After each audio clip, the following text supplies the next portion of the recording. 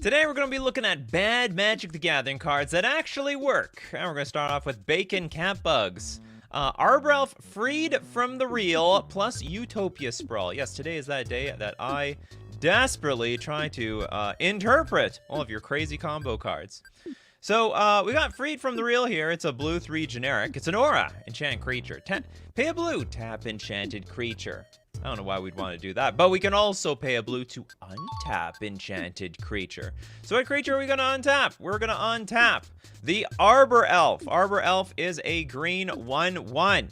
Tap, untap target forest, and we're going to want to untap this thing. What are we untapping? We are going to be untapping the Arbor Elf in order to untap the land we put Utopia Sprawl on. Okay, so Utopia Sprawl is a green aura. Enchant Forest. Whenever the battlefield, choose a color. When Enchanted Forest is tapped for mana. Enchanted, its controller adds an additional 1 mana of the chosen color. So the forest is always going to add a green. So what you want to do is you're going to want to untap the Utopia Sprawl with your Arbor Elf.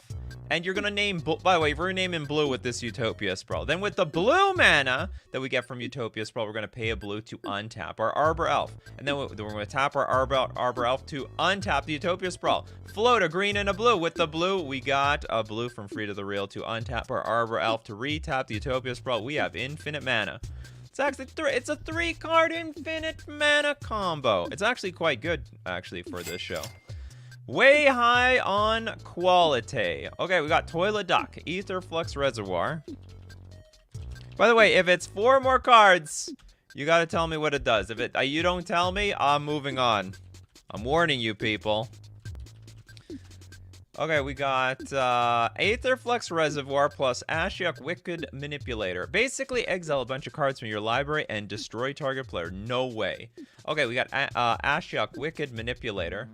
It's a black 3 generic 5 loyalty Ashiok.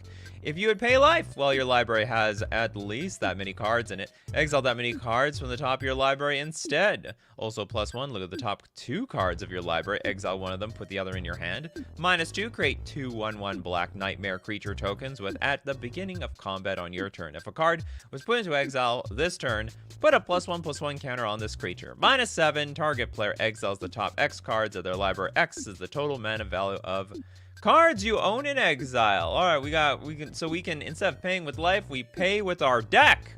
If I understand that correctly. Whenever you cast a spell, you gain 1 life for each spell you've cast this turn. Pay 50 life. Ether Flux Reservoir deals 50 damage to target creature or player. Oh, I get it. In Commander, you have 99 cards in your deck. 99. So you can just like pay with the deck instead of your life total. That actually is crazy. Only works in Commander though. But it's a good deal. It is a good deal. I like it. Bacon Catbug, you're back so soon. Okay, I have an actual bad FFTR combo. Okay, we have Cryptolith Right. I don't know what is FFTR. Final Fantasy The Reckoning? What is this card? You could at least given me the first word of the first, of its first name. Oh, we also have Mana Reflection, Casimir of the Lone Wolf, Helix Pinnacle of the Lone Wolf. No, Casimir. Oh, sorry, Casimir the Lone Wolf.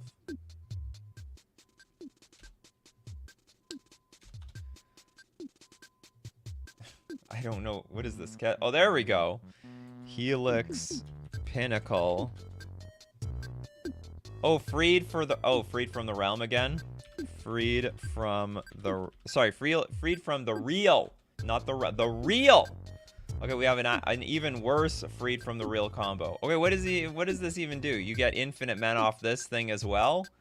What are we even putting this on this thing? Okay, this has Shroud. You put tower counters on it. This is how you win. This is how you decide to win the game. Your infinite mana. That wasn't a necessary part of the combo. We also have Casimir the Lone Wolf, which is just a vanilla creature for 6 mana. We also have Mana Reflection. If you tap a permanent for mana, it produces twice that mana instead. Also, Cryptolith. Creatures you control have tap. Add 1 mana of any color to your mana pool. So you tap a random creature. Oh, I see. You tap a random creature. You got double the mana. With that double the mana, you can use Freed from the Real to untap your creature. And then with the excess mana, we use Helix Pinnacle to win the game. Congratulations. That is a 5-card combo. Actually, some of those cards in that list were completely unnecessary. You could just say it's an infinite mana combo. But it works. Okay, next up, let's go with Michael Ng. Stasis. The Stasis. Despotic Scepter. And the Skull of Orm. So Skull of Orm, that's a new one on the show. A 3-mana artifact, pay 5, tap, return target enchantment card from your graveyard to your hand. No way. Okay, and then next up we have Despotic Scepter. Tap, destroy target permanent you own. It can't be regenerated. And then we're going to play Stasis. Players skip their untap steps. At the beginning of each upkeep, sack Stasis unless you pay a blue. How does this work? Okay, so we you want to destroy a permanent you own. Oh, so you're going to play Stasis, and then like at the end of the last player's turn, you blow it up. And then on your turn, use Skull of Orm to return the Stasis back from your graveyard, because you're allowed to untap. You untap everything, you bring Stasis back, you replay it. You need enough mana for this. Also in addition to this combo, you need 7 mana at the very least. Maybe more than that. No, 7 mana. This does not cost anything to activate. And you have infinite Stasis. It actually reminds me of some of those Mindslaver combos where they bring back with Academy Ruins, they bring back Mindslaver and then recast it and do it over and over again. Except you can do this versus 3 opponents. And they're all locked out of the game because they can never untap anything. Alright, next up, we got... Hold on, this is... we did this one. Robert! Thank you very much, Robert. Morning, y'all. Spore Web Weaver. Into Heroic Intervention. And Terror of the Peaks.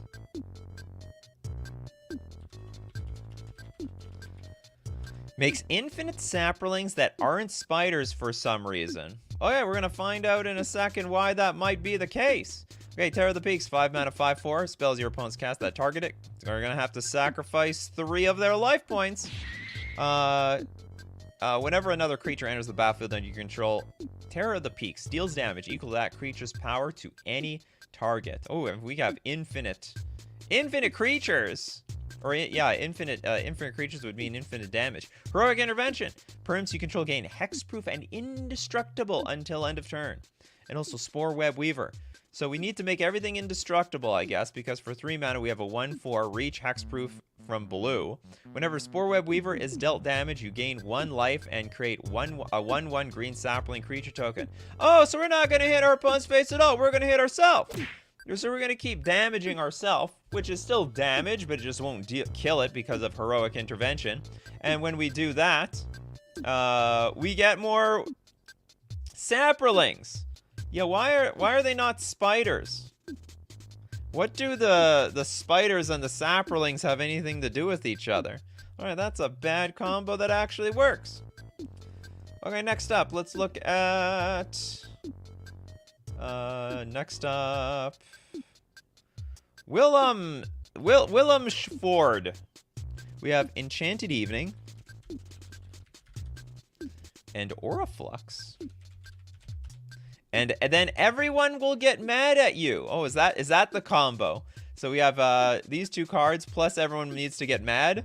3 mana enchantment. Each other enchantment gains during your upkeep. Pay 2 or sacrifice this enchantment. Okay, each other enchantment gains pay 2 or sack this enchantment. And then we have Enchanted Evening. All permanents are enchantments in addition to their other types. It's like, hold on, what is that card? There's like something like artifacts have to pay 2. It's like you created a Kataki's Wars wage for everybody. This is a very funny combo. I like this. I like the, yeah, you put these 2 cards in play. Everyone is mad. Everything is an enchantment, and everything must pay too. Okay, pass the turn. I mean, it'll screw you on your turn, but like you blow, it's like a funny way to completely wipe the board. Very beautiful. Very beautiful.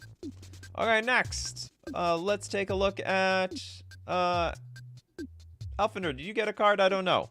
It's very early. We got Sun, Shot, Militia, Oger Deepest, Might.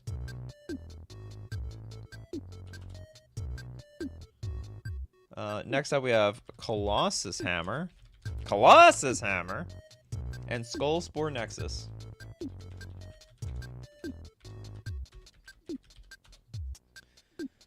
Is that it? Colossus Hammer on Oger, double his strength with Nexus, activate Shun Shot ability, one-shot opponent. Oh, is that how this is supposed to work? Okay, let's take it back. Like, what is the first card on this list? Okay, we got Sunshot Militia. So 2 mana, 1/3. Tap 2 untapped artifacts and/or creatures you control. Sunshot Militia deals 1 damage to each opponent. Activate only as a sorcery. But then we got Oger Oxenil. For 4 mana, it's a trampler. If a red source you control would deal an amount of non-combat damage less than Oger Oxenil's power to an opponent, that source deals damage equal to Oxenil's power instead. So we're not, if we deal any damage, we gotta deal as much damage as the Oger around here. And then when it dies, return it to the battlefield tapped and transformed under its owner's control. And we're gonna equip it with the hammer. So at the very least, it's gonna be a 14/14. Danger! Sort of. Actually, it does nothing. But then we have the Skull Spore Nexus, an 8 mana legendary artifact. This spell costs X less to cast, where X is the greatest power among creatures you control. So you can play it for like 2 mana. Whenever one or more non-token creatures you control die, create a green fungus dinosaur creature token with base power and toughness, each equal to the total power of those creatures. Then pay 2, tap double target creature's power until end of turn. So we are going to take our 14/14 and turn into a 28/28. That's insane. But then how do we win? Tap 2 untap artifacts and/or creatures. Oh, just deal 1 damage to each opponent. Ah, so you do instead you do like 14 damage. Sorry, 28 damage, I guess, to everybody. Crazy. Very, very crazy. What is this show about? It's not showing me for some. It is bad MTG combos that actually work. Gotta refresh the page sometimes. Alright, next super chat. Come from... Well, goddamn! I just did... You sniped yourself, Alpha Nerd. You sniped yourself. What can I say? I didn't... You didn't wait long enough to find out actually if that went through or not. Okay, whatever. That's fine. You got your combo one way or another. Your friendly neighborhood idiot with Harmless Offering and Phage the Untouchable? I think this is like a slightly... This is like a... How does this actually work? You just give it to them? Harmless Offering, Phage the Untouchable. Does that even do anything? Okay, like the Phage enter the battlefield, it's not like... When it enters the battlefield, if you didn't cast it from your hand, you lose the game.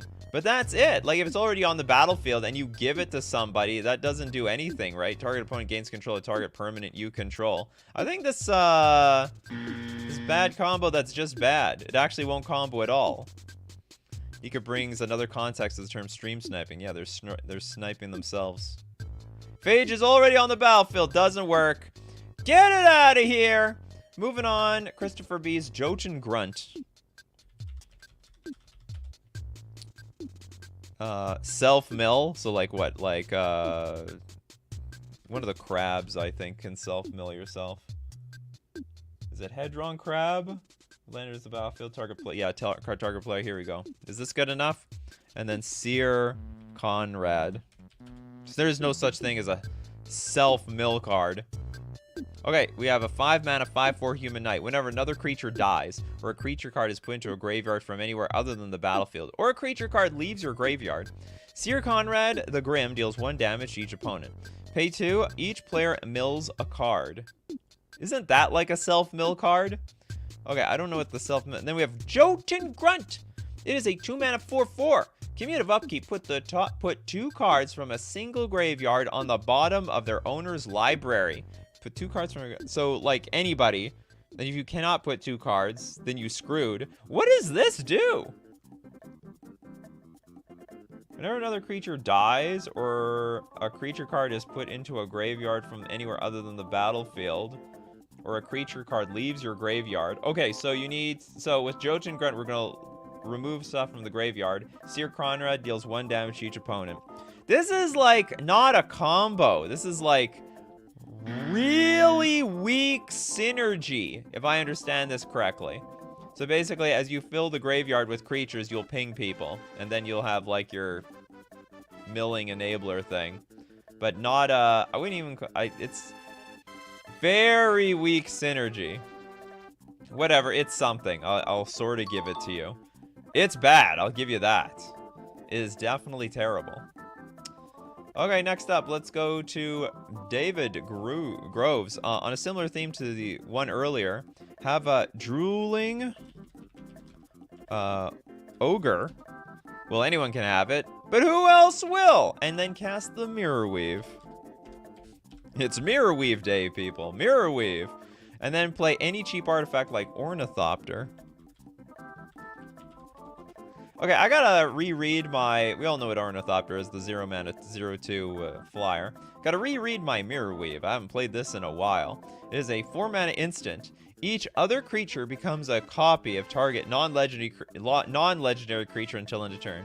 So what are we starting with the Drooling Ogre for? It's a 2-mana 3/3. Whenever a player plays an artifact spell, that player gains control of Drooling Ogre. But I don't understand why we were starting with this. Each other creature becomes a copy of target non-legendary creature until end of turn. And the point is, you play your Ornithopter and turn everything into an Ornithopter. But then, hold on, whenever a player plays an artifact spell, that player gains control of Drooling... No. Ah, you want to make everything a Drooling Ogre. And then you're gonna play your Ornithopter... And then, because you have the Ornithopter, whenever a player plays an artifact spell, that player gains control of all the Drooling Ogres. Oh, yes. Everyone who cosplays a Drooling Ogre today, you're now mine. So, that's pretty sick, actually. Yeah, everything becomes a Drooling Ogre, and then you steal everything with a single artifact. And then all the creatures are yours. That's a banger. Love it. Steal all the creatures. That's a banger bad combo. How much does Lion's Eye Diamond go for these days? Hundreds of dollars. And it's not getting cheaper. Jorma! 3 blind mice. 3 blind mice in the graveyard. Then we need doubling season. Don't forget the double around here. Grim Guardian on the battlefield. I'm very grateful that you're telling me what zone these cards are in.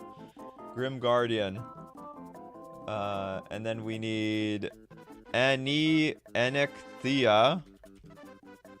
Hand of Erebos. I'm assuming this is on the battlefield? Okay. These are all on the battlefield, I'm assuming. Enecthea, Hand of Erebos. Well, what does it do? You just say, oh, it all wins. That is not very descriptive to me. So we have for 5 mana, 4/4 Menace. Other enchantment creatures you control have Menace. And also, when it enters the battlefield or attacks, exile up to 1 target or enchantment card from your graveyard. So we have to take something from the graveyard. Create a token that's a copy of that card, except it's a 3/3 black zombie creature in addition to its other types. Let's see if that zombie thing matters. Grim Guardian. When Grim Guardian or another enchantment enters the battlefield under your control, each opponent loses 1 life. Well, I gotta be sure. What's in the graveyard? 3 blind mice is in the graveyard. That's it. Okay. Then we have next doubling season. If effect would create 1 or more tokens under your control, create twice instead. If an effect would put 1 or more counters on a permanent you control, it puts twice instead. So we get like 2 zombies from the graveyard. Then we have 3 blind mice, which is an enchantment saga, and I think it's irrelevant. Chapter 1, create a 1/1 mouse. Chapter 2 and 3, create a token that's a copy of... Oh, wait a minute. Wait a minute here. Wow, this is interesting. So we're going to bring back this thing as a zombie? But it's a saga enchantment. And it's going to go straight to chapter 2 because of the doubling season. So we go create a token that's a copy of target token you control, which we got 2 because of Anacthea, the Hand of Erebos, or actually I should say thanks to doubling season. So we get 2 zombie, 3 blind mice enchantment sagas that start at chapter 2 that makes tokens of everything.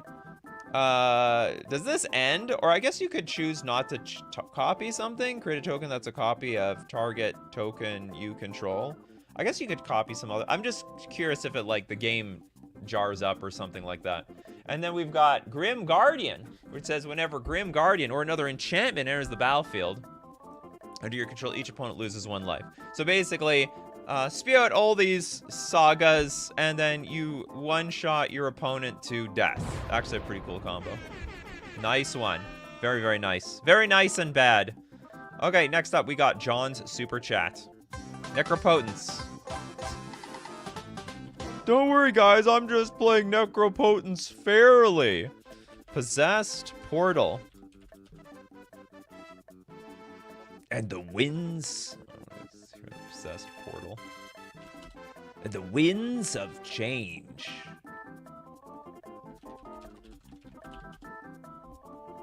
Alright, what do we got here? One mode is each player shuffles the cards from their hand into their library and then draws that many cards. So I guess you can like switch swap what you drew with Necropotence? Then we have Possessed Portal, 8 mana. If a player would draw a card, that player skips that draw instead. At the end of each turn, each player sacrifices a permanent unless he or she discards a card from their hand. I don't understand the point of this one. Can we is it target player? Oh, each player shuffles the cards from their hand into their library, then draws that many cards. And then Possessed Portal says, well, okay, if anyone's gonna draw anything, you don't draw, and at the end of each turn, each player sacks a permanent unless they discard a card from their hand.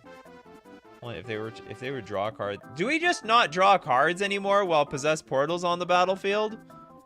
This is wild. This card just says no more drawing. If a player would draw a card, that player skips the draw. Then at the end of each turn, each player sacks a permanent. I don't even know what the point of Necropotence is in this combo. We're already skipping our draw. And then Necro stops you from drawing? I don't even know what happens here. Like, I understand this much. Like, Possessed Portal and Winds of Change. Alright, everybody, you shuffle your cards back in, and you can't draw anymore, and then you're going to be sacking cards for all the cards that you tried to draw. Necro still lets you have... Oh yeah, Necro doesn't draw cards! You pay 1 life, you exile the top card of your library face down and put that card into your hand at the beginning of the next end step. Yeah, I forgot. No, it doesn't allow you to draw, that's the thing! Necropotence doesn't let you draw anything. It puts cards from the exile zone into your hand at end of turn. You just put them into your hand. No technically drawing. Not going to trigger Fairy Mastermind or Bowmasters or anything like that. Yeah, it's a perfectly fair card in Commander. Okay, next up. Let's go with... who hasn't got one yet? I don't think Jess has one. Nyx Bloom Ancient. Basalt Monolith.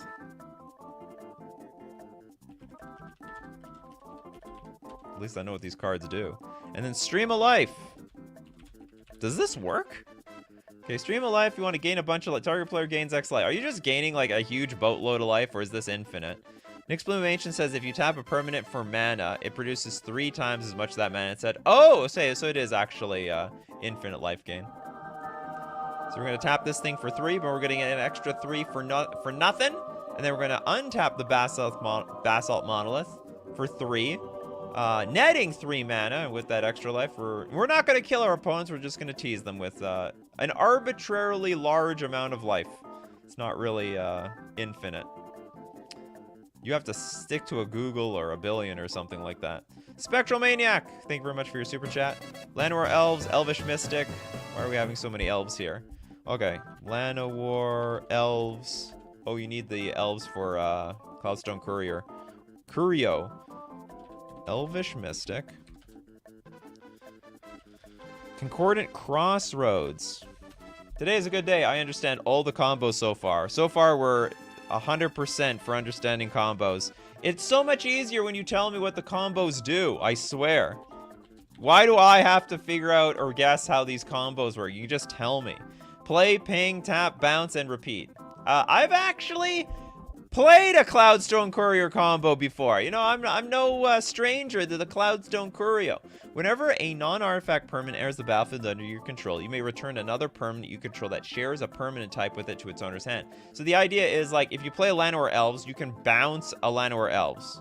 Like, if you play a creature, you can put a creature back into your hand. Now, that's going to be really important, because with Concordant Crossroads, everything has haste. So technically, you can play Elvish Mystic, bring your Llanowar Elves back to your hand, tap the Elvish Mystic immediately for mana, because it has haste, replay your Llanowar Elves, and then bounce the Elvish Mystic back into hand, play, you know, tap the Llanowar Elves for mana, and they just bounce off of each other. Now, the payoff is Impact Tremors. It's a red 1 generic enchantment. Whenever a creature enters the battlefield under your control, Impact Tremors deals 1 damage to each opponent. But whatever, we're just going to be repeatedly bouncing these creatures back and forth until the opponents are dead. Completely dead. Possibly Steve-O. Could be. Could be Steve-O. Maybe it's not Steve-O. Okay, Words of Wind. Words of Wind. And then the Ichor Wellspring. An Imprinted Semblance. What the hell does that mean? Semblance Anvil. One. Semblance Anvil. Is that a card? Yeah, with imprint.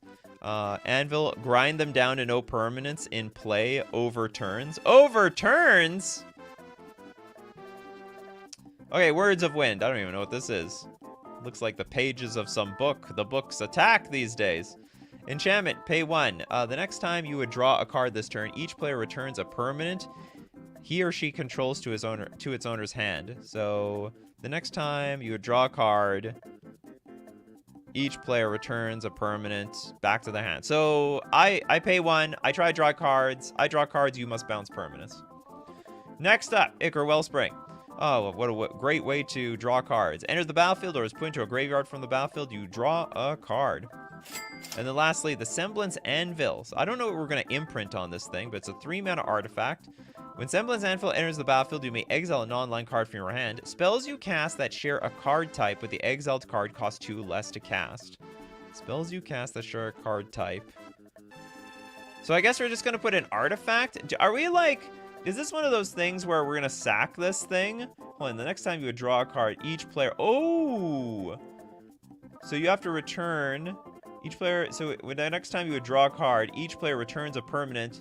They would try to control back to their owner's hand instead. So you're going to bring back the Ichor Wellspring. You're going to play it. You're going to try to draw a card, but you're going to put Ichor Wellspring back to your hand. And everyone needs to bounce stuff. You just have to pay 1 for this. Oh, you have to pay 1 for each additional time. Well, it doesn't...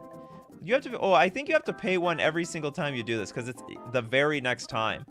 So for as much mana as you have in play, I think you can bounce your opponent's permanents back to hand. With a combination of the Semblance Anvil and the Ichor Wellspring. The Ichor Wellspring. As long as we put a artifact, it's going to cost 2 less to cast. Yeah, you're going to need to pay 1 each time. Hey, it's a bad combo. What do you expect? It's a bad combo. It's a bad combo that actually works. All right. Oh, you heard that music. It's my favorite music. It's when we get to thank our sponsors like FusionGamingOnline.com. Get your singles for your Commander, Pioneer, Standard decks. Hey, if you have any dreams of being on the Pro Tour, well, Standard, Pioneer, you got a Modern. They have Modern on that Pro Tour too. You gotta stay up to date with those formats. Play paper. They play paper on that Pro Tour. They don't play digitally. You need those paper cards. But I'm at FusionGamingOnline.com. It is the channel's sponsor. Get singles. They send them internationally. Not only that, if you have no ambitions for the Pro Tour, well, that's great too, because they got Commander cards as well. Buy your latest cards from the latest sets. What's the latest? The next set coming? The Fallout series is coming out soon. They'll probably have that advertised in a few days or so. Get your Fallout singles, but also get them using coupon code Nikachu at checkout to get 5% off all your purchases. We're also going to thank Mana Traders, the premier place for renting Magic cards online. This is for people if you want to prepare for paper Magic. This is how I prepare for paper Magic, at least. The cutting edge players online. They are tough. They will teach you things. Also, if you don't want... They also play Commander online.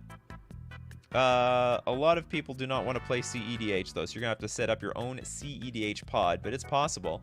Playing online, also with Mana Traders. You can support the channel using my Mana Traders link in the description below, or save 10% off your first 2 months using coupon code Nikachu_ZUE. It's a bit of a tongue twister over there. ZUE. For great justice.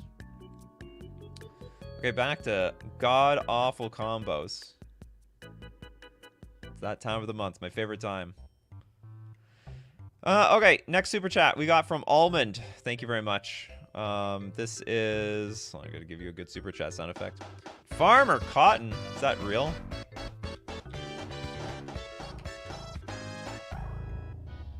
Okay, it is. I guess Farmer Cotton came from Lord of the Rings. I didn't know. Falagi Wayfarer. We also have the Cloudstone Curio. Everyone loves Cloudstone Curio. It's a very popular commander card. Phyrexian Altar. Good God, this is... I push it. Thank you for the $5 super chat. Unbound Flourishing. Because this is a very long combo. And then Altar of the Brood. This is like a longer version of a lot of combos that already do a lot... use the same cards. Infinite ETB, infinite mill. So what are you telling me is that these are 2 combos in one? Okay, let's dissect this very long, convoluted combo. Yeah, thank you very much for explaining it. It didn't feel like it was explained at all. Whenever another permanent enters the battlefield under your control, each opponent puts the top card of their library into their graveyard. Now, that will combo with the Cloudstone Curio. And also our creatures, right? We have our, I guess our Farmer Cotton is what we're gonna bounce back to our hand. So when it enters the battlefield, create X 1/1 white halfling creature tokens and X food tokens. And also we have the Faligi Wayfarer. It's all colors. This ability doesn't affect its color identity. Multicolored spells you cast have Convoke. Oh, that's great. So actually you can like probably compound this by playing Farmer Cotton for Convoke, and then get a bunch of 1/1s in play, which will help you sacrifice them to add mana of any color to your mana pool, and then rebounce your stuff back to your hand. Then we have Unbound Flourishing for 3 mana. Whenever you cast a permanent spell with mana value cost that contains X, double the value of X. Is that like not... Is that even necessary? Is that even necessary? Nikachu, why do you start the combos at the last card? Because that's the last card that I just plugged in. That's why. Whenever you cast an instant or sorcery spell or activate an ability, if that spell's mana cost is, or that ability's activation cost contains X, copy that spell. You may choose new targets for the copy. That's not relevant here. I don't even know if Unbound Flourishing is even necessary. But yes, this combo works. Don't spam! Don't spam! For that spam, I'm not... You're late. It's too many times in a row. It's not lag. Or maybe it's not. Maybe you're not spamming, actually. You look like someone else. Okay, hold on. Okay, I'll do it. I'll do it. Redeem you. You better be... This better be a real card. Or a real combo. Undo Inversion. Ravages of War. It's the land blow-up card, right? How do you guys feel? This card's gonna be in the Fallout Commander deck. So if you don't like Armageddon, well, guess what? Everyone's gonna be born with Armageddon. People who are People who are Fallout fans, they're gonna be like, I love. Yeah, here it is. Hold on. There's the new Fallout card. Destroy all them lands. People who never played MTG before, they'll be like, oh yeah, this must be normal for Magic the Gathering. It must be normal. Okay, one with nothing. I have a feeling you will be one with nothing. And then Barren Glory. You know, like, I need like a bingo card set, and we have like Barren Glory combo written on it. Barren Glory combo. Cloudstone Curio combo. These are like some of the most insanely common combos on this show. Okay, how are we gonna win with Barren Glory? How is like one with nothing even doing anything? On to Inversion. 8 mana. Destroy all non-land permanents. Then we're gonna destroy all the lands. Then we're gonna discard our hand with one with nothing. We're literally doing this the hard way, one at a time. How much mana do we even need to make this pull this thing off? And then at the beginning of your upkeep, if you control no permanents other than Barren Glory and have no cards in your hand, you win the game. So what you're telling me is you have 6, 7, 11, 15 mana. This is a 15 mana combo to pull off. Tola Duck says, if there's a Nikachu MTG live bingo card, Nikachu screws up a card name. That's right. Absolutely. That's the free space. Nikachu misreads card. Misreads combo. Yeah, you get nothing. You try very hard to get you are working really hard to make this work. And then you have to pass the turn. You pass the turn with nothing in play and hope that your opponents don't kill you. Or gift. What if they gift you one permanent? Like with Harmless Offering or something. They give you one token. Then this whole combo falls apart. Akaya, new Perforos. That means nothing to me. What's the new Perforos? This one? I guess it's the bronze-blooded one.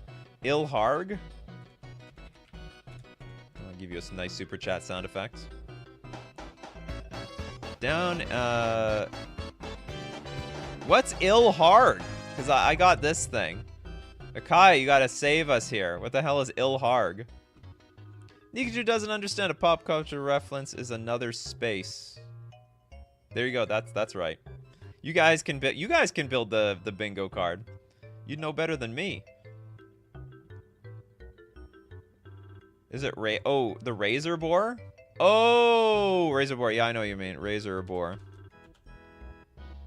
Razorback? Razor Ilharg. What if I put Harg? What do we get? Oh, there's a bunch of charges and stuff. What is the name of this boar? Okay, hold on. Razor. Okay, oh, sorry. It's not Razor Boar. It's Raise Boar. That's why I keep screwing up. Ilharg. Okay, we got that part done. And then Terror of the Mount.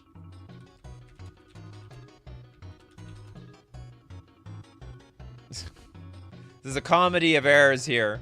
It's Terror of Mount. I just assume there's a the in every single Magic card. And then it equals boom. Okay, let's see. We can see how much boom it goes. Okay, Terror of the Mount. Terror of Mount Velis. 7 mana for a 5/5 flying double striking dragon. Enters the battlefield. Creatures you control gain double strike until end of turn. Then we have Ilharg, the Raise Boar. It is a red 3 generic 6/6 Boar God. Trample. When it attacks, you may put a creature card from your hand onto the battlefield tapped and attacking. Return that creature to your hand at the beginning of the next end step. I'm sure we're going to put the Terror of the Mount Velis in play. When Raise Boar dies or is put into exile from the battlefield, you may put it into its owner's library third from the top. Not necessary! And now, of course, we have... What was the first card in this? Oh, yeah, we have the Perforos. What part does this guy play? 5 mana, 7/6 indestructible god. As long as your devotion to red is less than 5, Perforos isn't a creature. Other creatures you control have haste. 3 mana, you may put a red creature card or an artifact creature card from your hand onto the battlefield. Sacrifice it at the beginning of the next end step. How the hell is this working? So what, we're going to put the Raise Boar in play?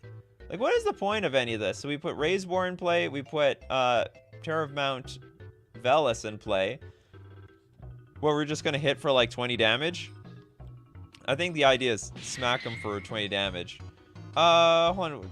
When it attacks, yeah, when it attacks, you put this creature in play. So it's too late for the Perforos to benefit from any of this. I think that's it. Like, I don't think I'm missing it. There's not a lot of words to this. Like, I can't regurgitate these cards over and over again. As long as devotion to red is less than 5. Other creatures control have haste, that's it. Hit for like, what, 20, 11, yeah, 21, 22 damage. Okay, next up, let's take from the freebie section. Let's take Kevin. Kevin, we got Ink Treader. And then we have Bright Flame. Target Ink Treader. It then copies it to all creatures. Then Radiance to all creatures again per copy. Insane damage and life gain. Really? Okay, so what's the first card? Ink Treader Nephelium. It is a Omnath casting costed 3/3 creature. Whenever a player skips an instant or whenever a player plays an instant or sorcery spell, if Ink Treader Nephelium is the only target of that spell, copy the spell for each other creature that spell could target. Each copy targets a different one of those creatures. So next up, we've got, Bright Flame? So we play this for X, Radiance. Bright Flame deals X damage to target creature and each other creature that shares a color with it. You gain life equal to the damage dealt this way. Does this, like, it doesn't go infinite or anything like that. It's just like a lot of damage and a lot of value. So it then copies it to all creatures, then Radiance to all creature again per copy. Oh, we deal double the damage, deals X damage to our... Do we just wipe the board and gain a bunch of life? Is that what we're doing here? Because this is like, whenever a player plays an instant or sorcery spell, if Ink Treader is the only target, copy the spell for each other creature that spell could target. Each copy targets a different one of those creatures. I say it just hits everything. Does X damage target creature and each other creature. Hold on, whoa. Wait a minute. So for every single time it it targets something, it's going to deal other. So we are going to deal, like, we're going to basically blow up the board, but we're going to gain a huge chunk of life out of it. Because it's actually a little bit more complicated. Christopher B says they'll die mid-storm. You won't gain life for each spell as they die and spells fizzle. I think you are right. Deals X damage to our creature and each other creature. Yeah, because the creatures aren't going to be in play. Well, you will gain a good chunk of life, but you'll, like, super blow up the board with this thing. Yeah, the problem is, as those effects resolve, creatures will be dead, and so it just won't gain you nearly as much life, but it is a funny board wipe. You have a very janky way of wiping the board. Okay, next up, we've got Pacers Fan Forever. Judith. And then Carnage Connoisseur. Judith Carnage Connoisseur plus Black. Oh, it's a clean 2-card combo.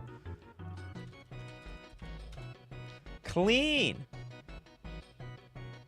Okay, Blasphemous Act. You know what this is. It's 9 mana, but it costs 1 less for each creature on the battlefield, and you zap everything for 13 damage. Judith. 5 mana for a 3/4 human shaman. Whenever you cast an instant or sorcery spell, choose one. That spell gains Death Touch and Lifelink. So we can, like, gain... Now this will gain a lot of life as well.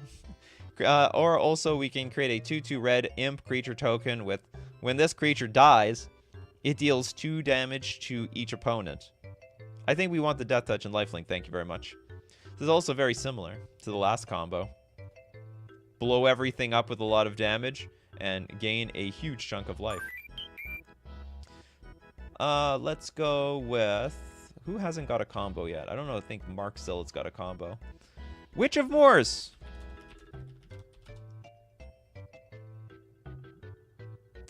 Not spell witch right. Then we have Bantu's Memorial. When did Bantu die? He went too early. Is it? Okay, it's not memorial. It's monument. Okay, I was like, why is Bantu dead? It has to be monument. Thank God I know what this card is. And Plague Crafter. It has to be monument. Bantu's Memorial.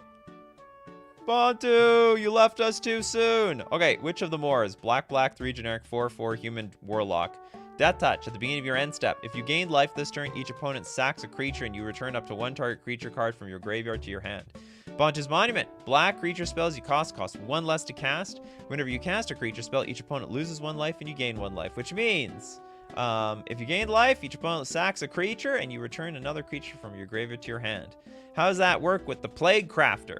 It's a 3-mana 3/2 human shaman. Enters the battlefield, each opponent sacks a creature or planeswalker. Each player who can't discards a card. The point is, each player sacks a creature, so you'll sack your own creature. So you just sack your own Plague Crafter and then bring it back next turn. Is it even necessary to have the Bantu's Monument? No, yeah, it is. Whenever you cast a creature spell, each opponent loses 1 life and you gain 1 life. That's how it works. Next super chat from Dark Star Ashura. Okay, we got Yenna. Red Tooth Regent. Then we have Chicken Troop. And then Doubling Season. Do you know what Doubling Season is also good at doubling for? Its price. We have Karma. Then Urborg, Tomb of Yawgmoth. You really need them swamps, huh? Okay, use Trope to put a sticker. Oh, God. A sticker? I don't want to understand these cards. On Doubling Season. Then later play Karma and Urborg. End with 2059 Karma. Sticker?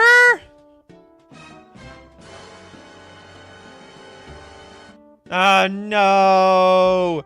Attraction cards, or like unsaid cards. Okay, let's look at Yenna. Red Tooth Regent.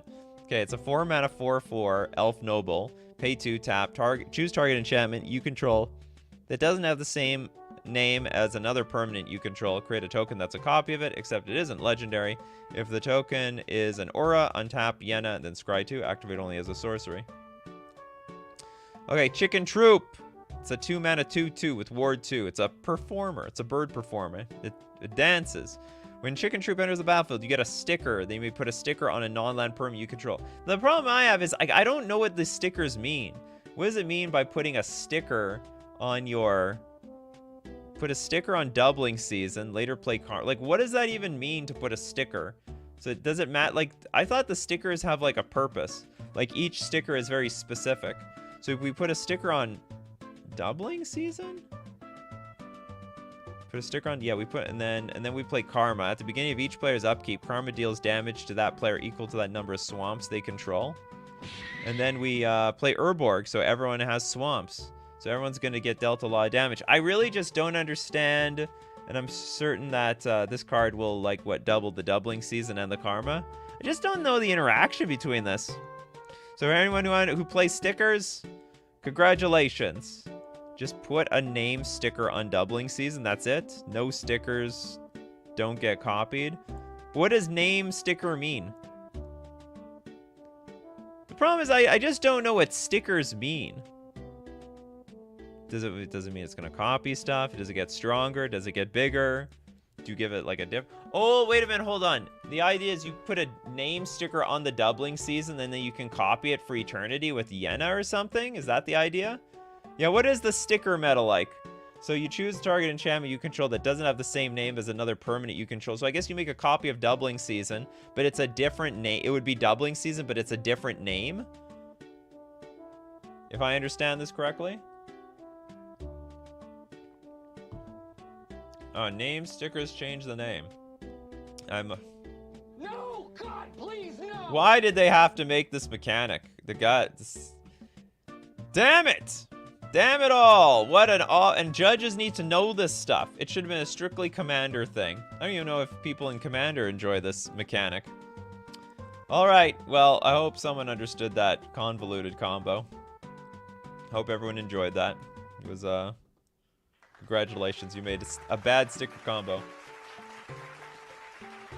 May win the Academy Award for making Wizards of the Coast happy. Okay, Dinglebag, Leyline of Anticipation. The One Ring. Ooh, this is gonna be... Cash Raiders! Protection from everything for forever? Oh yeah! Oh my god, we got Cash Raiders here!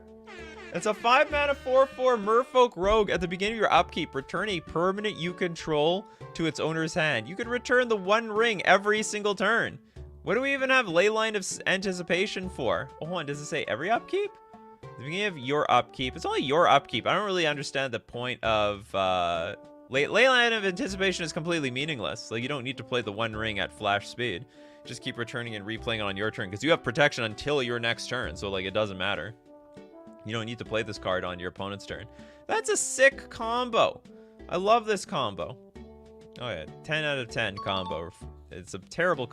It's not even that bad, even. People just don't know the power of Cash Raiders. We're discovering many years later. Or this thing just came out in Venser versus Koth. However long ago that was. How old is this card? 2000. Oh, it's old. Venser and Koth. That was like over a decade ago. Okay, next super chat. Coming from Yo Little Ted. Lure the Pit.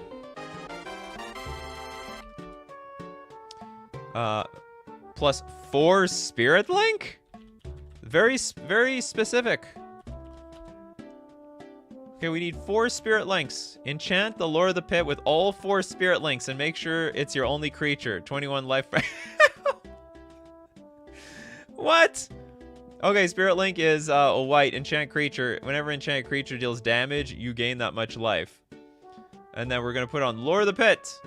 It's just a 7-mana 7/7 flying trample. At the beginning of your upkeep, sack a creature other than Lure of the Pit. If you can't, Lure of the Pit deals 7 damage to you. But you don't even care. It'll deal what? It'll deal 7 damage to you, and then you gain what? 28 life? Yeah, you get. So then you actually just gain 21. Yeah, I guess that was the point of this card. Very hilarious. Good job. Okay, next up. Who hasn't got a card yet? Yell out if you haven't got a... I don't think Matt got a card yet. Impact. Matt McCluskey. Impact Tremors. Decoction Module. ×2. And then we need the Ether Geode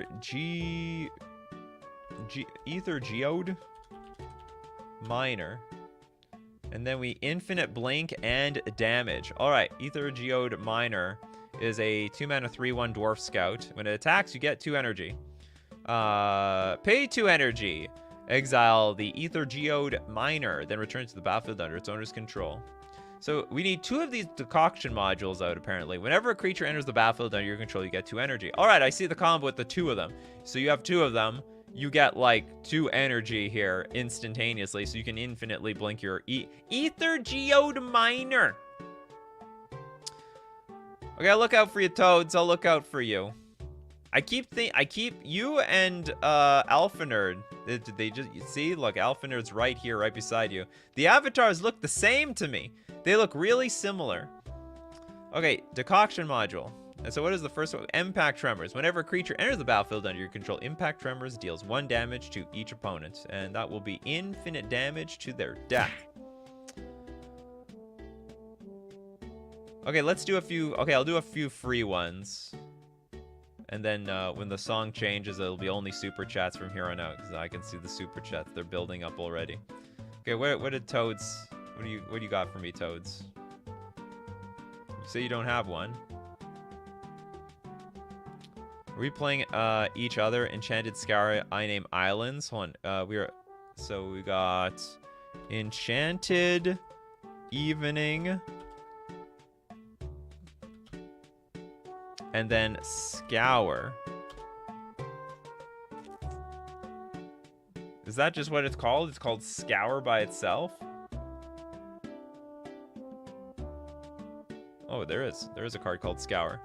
Okay, white 2 generic. Instant. Remove target enchantment from the game. Search its controller's graveyard, hand, and library for all cards with the same name as that enchantment and remove them from the game. That player shuffles their library. And then we've got Enchanted Evening. All permanents are enchantments. So you're telling me you're going to remove the island from somebody's deck? Okay, remove target enchantment from the game, so you're going to remove my island. Well, joke's on you. I got a lot of non-islands in my deck. You want to take all my islands? Go for it. There's only like 8 or 9 of them. I got Mutavault, I got Cavern of Souls, I got Oboro, Otawara, Minamo, School at Water's Edge, I got Waterlog Grove. Maybe I even have Aethervial online. It's too late for this combo. But yeah, this is, if someone's in like mono basic land deck, this combo's insane. Okay, then we have Michael. Michael up here. I don't have a card. Okay, where's your combo, Michael? I'm looking. You gotta fight people. Like, you honestly have to fight people here. Here's a short one. I like this. I'm gonna prioritize some short ones here. Machine, Omen Machine, and Soulless Jailer by Camille. It's 2 mana. Permanent cards in graveyards can't enter the battlefield. Players can't cast non-creature spells from graveyards or exile. It's a 0/4 creature. Permanent cards in graveyards can't enter the battlefield. Then we have Omen Machine. Players can't draw cards. At the beginning of each player's draw step, that player exiles the top card of their library. If it's a land card, the player puts it on the battlefield. Otherwise, when they draw, the player exiles the top card. If it's a land, the player puts it on the battlefield. Otherwise, the player casts it without paying its mana cost. Does that work? Permanent cards in graveyards can't enter the battlefield. Players can't cast non-creature spells from graveyards. Oh, or exile. Oh my god. How long ago is that? Do you know what? This is an incredibly great sideboard card. I didn't even know existed. Players can't cast non-creature spells, and permanent cards in graveyards can't enter the battlefield. If only I had the clause that permanents can't come from like the deck either.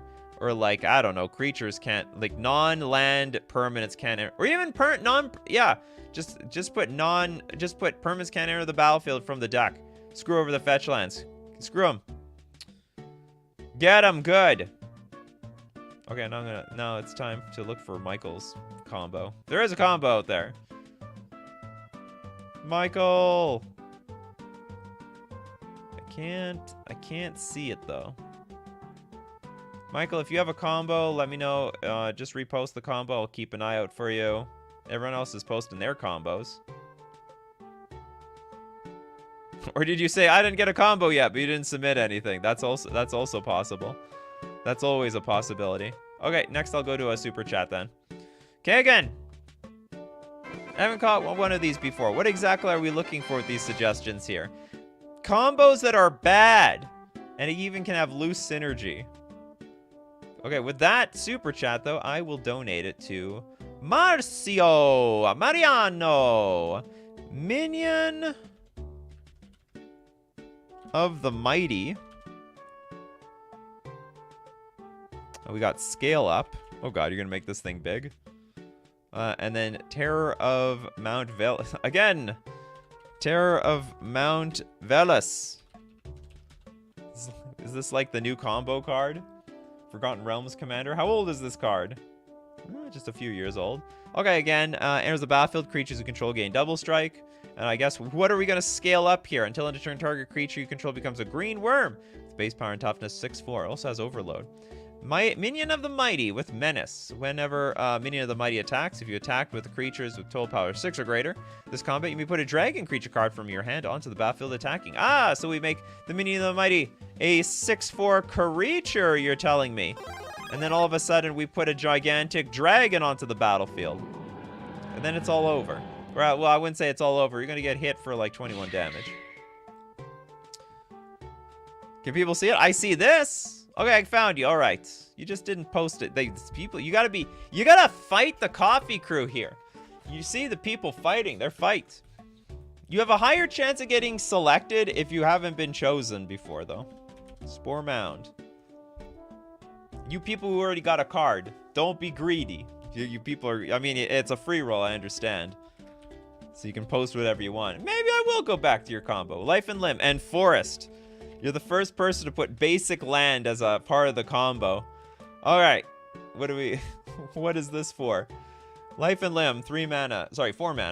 Enchantment. All forests and saplings are 1/1 green sapling creatures and forest lands, in addition to their other types. And then we have Spore Mound. It's a 5 mana 3/3 with landfall. Whenever a land enters the battlefield under your control, create a 1/1 green sapling creature token. So we play lands, we get saplings. All forests and saplings are 1/1 green sapling creatures and forest lands in addition to other types. So basically the forests and the saplings are 1. Is there anything else in this? Landfall. Whenever a land enters the battlefield. Hold on. So you get a 1/1 sapling, but that 1/1 sapling is actually a land. Does this lock the game? I think this locks the game. Like, you just make infinite creatures and you can't stop it. All forests and saplings are 1/1 green creatures and forests in addition to their other types. Yeah, it's endless dudes. It's just, the game is a draw. Yeah, we create a draw. I mean, unless you have some way to kill off the Life and Limb or the other one, which is fine. It's totally fine interaction. Tommy Sin says, you never said the combo had to win. I didn't. Honestly, I didn't. I didn't say it's disqualified or anything like that. It's a perfectly bad combo for this show. Perfectly bad. It's exactly just as bad as I need it to be. Okay, well,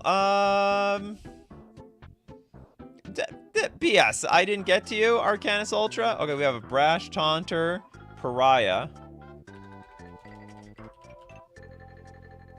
Well, they gave new art to Brash Taunter. Pariah, and then Wheel of Misfortune. How does this work?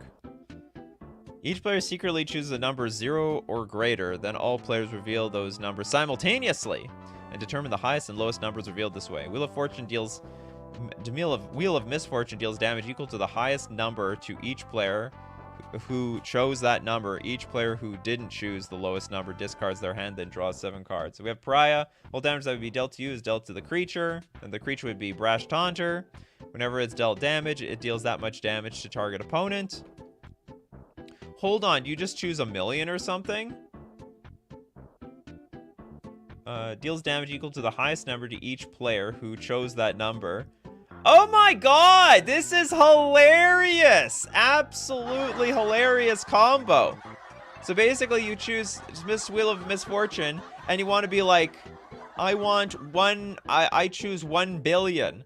And then you basically dome yourself for 1 billion, but you're really actually just going to be dealing it to the Brash Taunter, and you just send it all the way to them. That's hilarious. I love it. Okay, it's Super Chats here on out. We got Kagan. If I understand this right, then this isn't like infinite, but... Okay, before you say but, let me give you a nice Super Chat sound effect.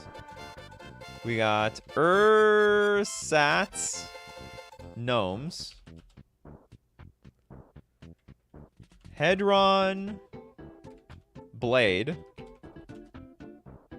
Why does the Hedron have a blade? And any other creature. Okay, I choose Ornithopter then. Ursat's Gnomes makes their scary blocker colorless to either dissuade them or kill it. Okay, let's analyze this combo. I'm not ignoring you. There's a lot more of you in the comments section and chat than I can get to. Sorry about that. Okay, we have Ornithopter. Oh no, that's my card. That's my card here. Okay, Ursat's Gnomes. 3 mana, 1/1. Target spell is colorless. Play this ability as an interrupt. Target permanent is colorless until end of turn. Maybe like this Ornithopter was a bad idea. Then we have Hedron Blade. Equipped creature gets +1/+1 whenever equipped creature becomes blocked by one or more colorless creatures. It gains Death Touch until end of turn. Oh, so the idea is you put your Hedron Blade on an Ornithopter, and then if the opponent blocks, you can turn the card into you can turn it colorless. Then all of a sudden, whenever a equipped creature becomes blocked by one or more colorless creatures, it gains Death Touch.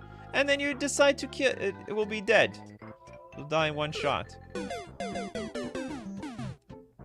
Okay, Pedgeman, you're here every day. I'll give you a combo. No combo yet. A combo I used in Standard that was pretty strong. The Ozolith.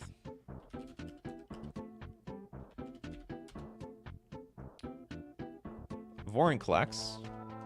Oh god, I don't know how this is gonna work. Plus creature with +1/+1 and Yorvo. Yorvo I sort of understand. Yorvo! Lord of Garenbrig, for instance. Okay, so...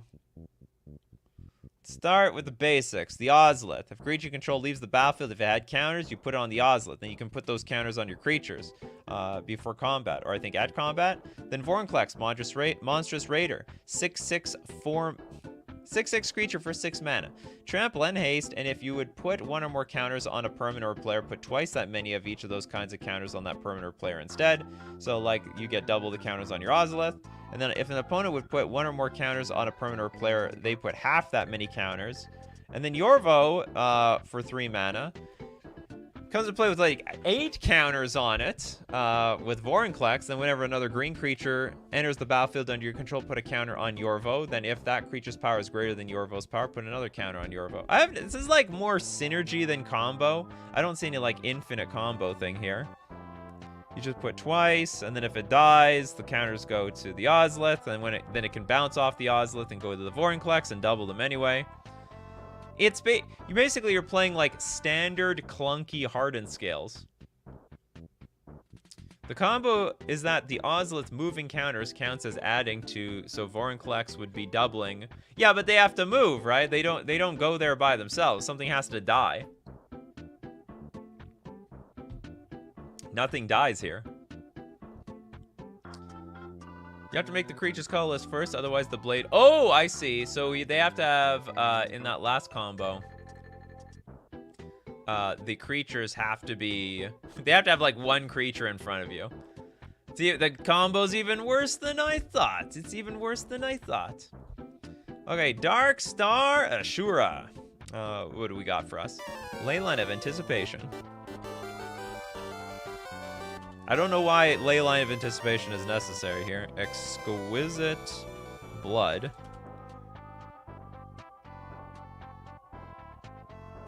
Sanguine Bond. You better be careful, Darkstar. Sure, this is a good combo. This is a very good combo. And then Wedding Ring. I don't understand the Leyline of Anticipation. End the game in a draw for the laughs. So Wedding Ring, whenever Wedding Ring enters the battlefield, if it was cast, target opponent creates a token.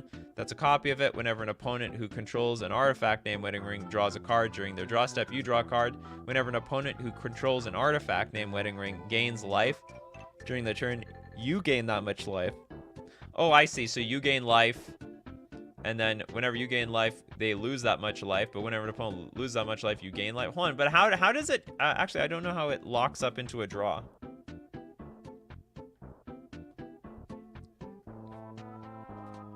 How is this a draw? Target opponent gets a copy, but they don't get a copy of our, like, Sanguine Bond and our Exquisite Blood. As far as I'm concerned, like, they're dead. Yeah, you may cast spells as though they had flash. I actually don't see how this is a draw. I think you still win anyway.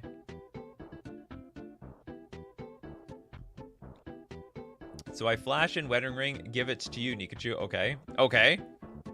Yeah. So whenever an opponent who controls an artifact named Wedding Ring draws a card during their turn, you draw a card. Whenever an opponent who controls an artifact named Wedding Ring gains life, you gain that much life. Now I hit you for 1. I gain 1 life. You take 1. You gain 1 because I gained 1.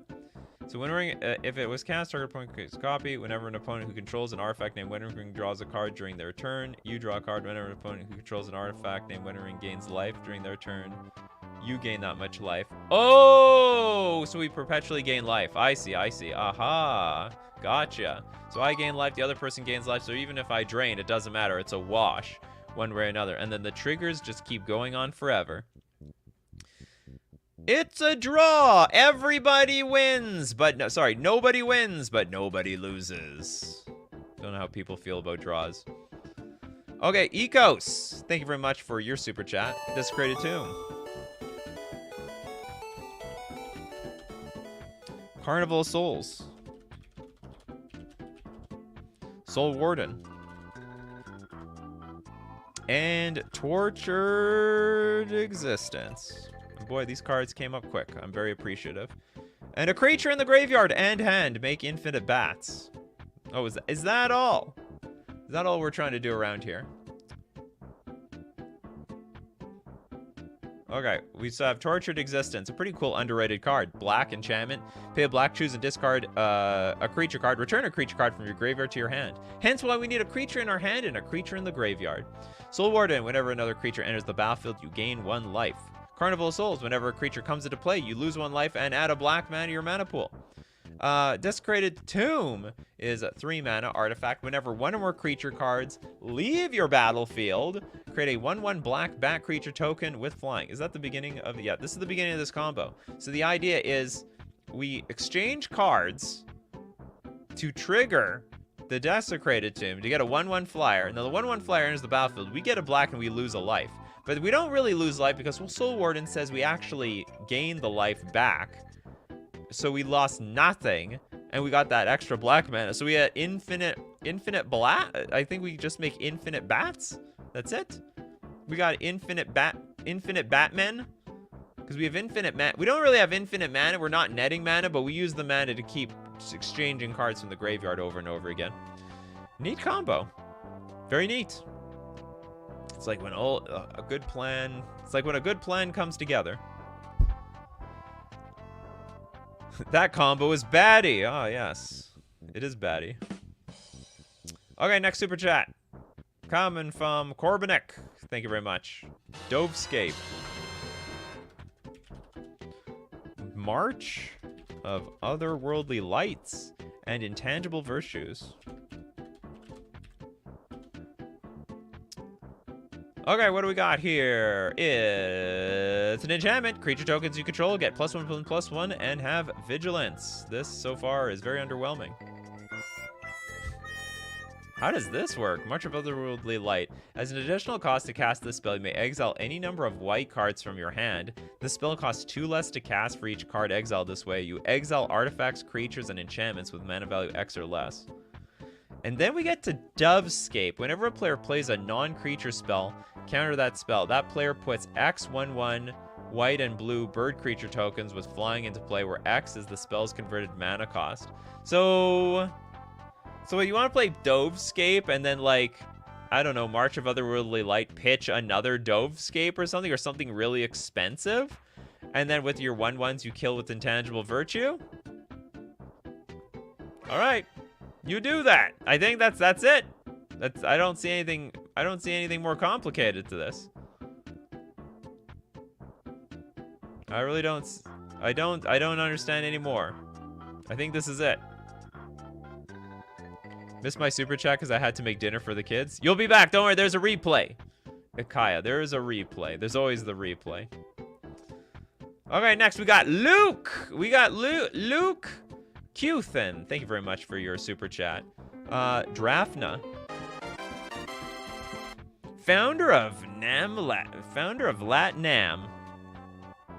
Then we have Corridor Monitor. We got some heavy hitting cards in this combo. We have Nyx Lotus with Devotion of Blue of 5. Okay. I found this combo in my artifact deck by accident. Isn't that so much fun to find those combos by accident? But always came out one turn away from actually pulling it off. Don't worry, one day you're going to pull it off. Okay, we have Nyx Lotus We have Devotion 5, apparently. Pay 4. Nyx Lotus enters the battlefield tapped and choose a color. Add an amount of mana of that color equal to your devotion of that color. So we have like 5 blue permanents in play. Corridor Monitor enters the battlefield. Untap target artifact or creature you control. Maybe we want to untap our Nyx Lotus. Then we have Drafna, founder of Latinam. Pay 2 mana, return target artifact you control to its owner's hand. Or pay 3, tap, copy target artifact spell you control. So I'm assuming if we have enough mana, so we have 5 mana, we can play our Corridor Monitor, untap the Nyx Lotus, spend the mana, return target artifact, like Corridor Monitor, back to your hand, and then replay the Corridor Monitor to untap the Nyx Lotus, tap for more mana, and then get infinite mana. At least that's one combo I see. There might be another one. Is there another one with like pay 3, tap, copy, target artifact spell you control? But I don't think there's any way to untap the Drafna with this. Oh no, you can untap the Drafna with Corridor Monitor. Okay, hold on. Whoa. Maybe copy target artifact. So you can copy actually the Corridor Monitor, untap the core. So it enters the battlefield. There's probably something with you pay a blue 3. So you have infinite mana at the very least. So you create infinite mana, and then the Corridor Monitor can be used to like get copied by the Drafna, founder of Latinam, and then you copy it, and then you when Corridor Monitor comes into play, you untap your Drafna, and you have infinite creatures there too. Oh, this combo gets deeper and deeper. Who knows? Maybe it'll even gain you a bunch of life somehow. Infinite mana and infinite creatures. Cool combo. Probably this can be replaced with... maybe it can't be replaced with this. But maybe something else can also work in its place. This is pretty neat. I like that. It's clean. It's actually a really strong combo. This is one of the most powerful combos on today. Okay, David Sampson. What do we got here? We've got Sacred Ground, Excavation, and Donate. Yeah, the card.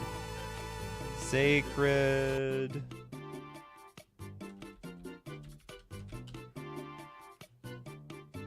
Sacred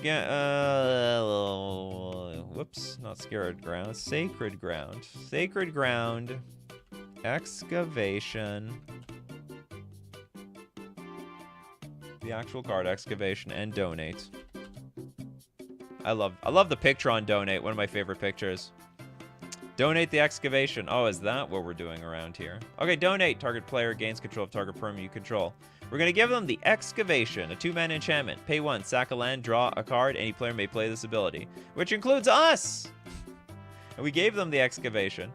So how do we pay off? What's the payoff here? Sacred Ground, a 2-mana enchantment. Whenever a spell or ability an opponent controls causes a land to be put into a graveyard from play, return that land to play. So whenever a spell or ability an opponent controls causes a land to be put into a graveyard from play, return that land to play.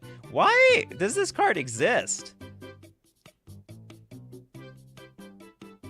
I'm just wondering, like, why does even Sacred Ground exist?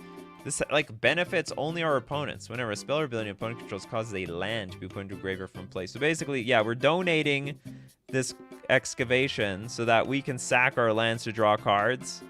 It's not even us. It's also the other opponents that are at the table. I think it works. Don't see any reason. If a spell or ability an opponent controls... and they control, maybe we control, they control the permanent. But I guess this is our ability. Whenever a spell or ability an opponent controls, or do we have to donate the Sacred Ground? No. Causes the land to be put into graveyard from play. Maybe. Is it infinite draw? Oh, it's infinite draw because we can pay 1, sack the land, land comes back. Or maybe do we have to donate the Sacred Ground? Whenever a spell or ability an opponent controls. Yeah, no, I think they still control this thing. This thing. Isn't it safer to give them the Sacred Grounds, though? Whenever a spell or ability an opponent controls cause the land to be put in, return the land in play. You know what? Honestly, I would think we would want to donate the Sacred Ground to the opponent, keep the Excavation, and then start sacking our lands to draw cards, right? Like, doesn't that make more sense? I think that makes more sense. We are the only one who are allowed to draw cards. Oh, no. Not everyone's allowed to draw cards. Anyway, sorry. Every player can play this ability. Friendly Neighborhood Idiot says, needlessly convoluted. It's perfect. Absolute It's a masterpiece. Ha, ha, ha.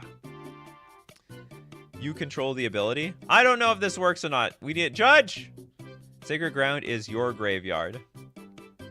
Whenever a spell ability opponent controls causes the land to be put into your graveyard from play. Oh yeah, I gotcha. Oh, hold on. Whenever a spell or ability opponent controls causes a land to into your return that. Like, okay, gotcha. So we need to control the Sacred Ground. We need to donate the excavation. And then hopefully this works. I'm not 100%. I'm just taking a good guess here. Fortunately, I had to get off the stream because my kids got hungry. You got it right. You have to sack the Ilhar, get end, but you get it back in your library. Cool. Okay, Alpha Nerd. What do you got for us, Alpha Nerd? Puka's Mischief.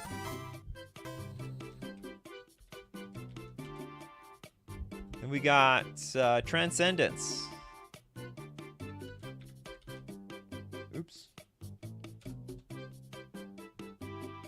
This is a big combo. Marauding Blight. Priest. Sanguine Bond.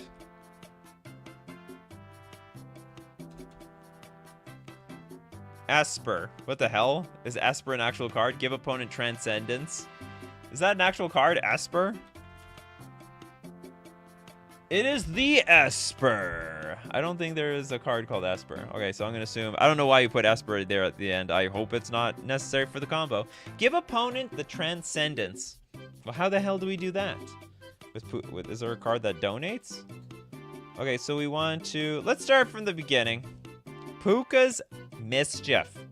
This is a 4-mana enchantment. At the beginning of your upkeep, you may exchange. We gotta do a switcheroo around here. Control of target non-land permanent you control and target non-land permanent an opponent controls with an equal or lesser converted mana cost. So we're gonna give them... apparently we're giving them... Give opponent Transcendence, which is a 6-mana enchantment. You don't lose the game for having 0 or less life. But when you have 20 or more life, you lose the game. Oh, God. Whenever you lose life, you gain 2 life for each 1 life you lost. So when you have 20 or more life... Oh, so we're just trying to kill people who have 20 or more life? That's it? It's like I'll just do a switcheroo, give you Transcendence, and it's GG. So whenever you lose life, you gain 2 life for each 1 life you lost. So what's the rest of this combo? Marauding Blight Priest. It's a 3-mana 3/2. Whenever you gain life, each opponent loses 1 life. And also Sanguine Bond. Whenever you gain life, target opponent loses that much life. Is that even necessary? Like, I think this bad combo between Transcendence and this Puka's Mischief is enough. At the beginning of your upkeep, you may exchange control of target non-land permanent you control and target non-land permanent opponent controls with an equal or lesser mana cost. And then if you kill them, you would get your Transcendence back, right? It's like, that's how it works. That's how it works in Commander, right? I think this is cool. You get the Transcendence back, you just try to give it to another person. All right, here you go. Have a Transcendence. Have another one, and another one. Cool combo. Okay, and our last super chat, as far as I can see it. Blake Mamba! I'm late, but with double T. Hope we haven't done this one. Oh, believe me, no one's ever came up with the same combo on this show before. Warstorm Surge. Changing Berserker. Or Changeling Berserker. Blade Wing. The Risen. And Lathias. Latless. The Dragoon. The Dragon Queen. Hold on. Let's look up the Dragon. The Dragon. Oh, I didn't spell dragon right.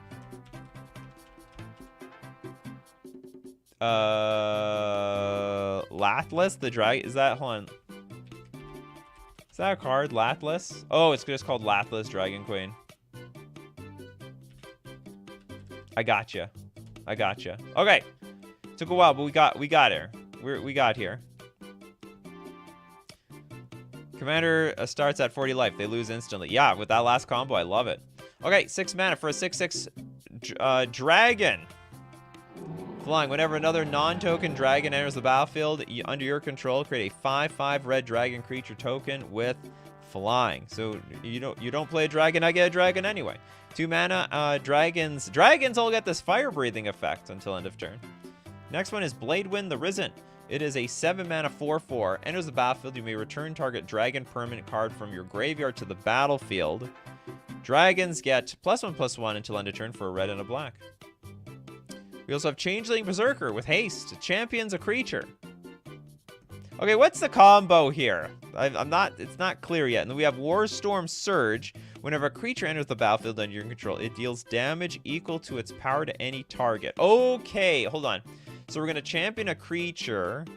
When this creature comes to play, sack it unless you remove another creature control from the game. When this creature leaves play, that card returns to play. So this is a dragon. I don't know which one we're going to champion.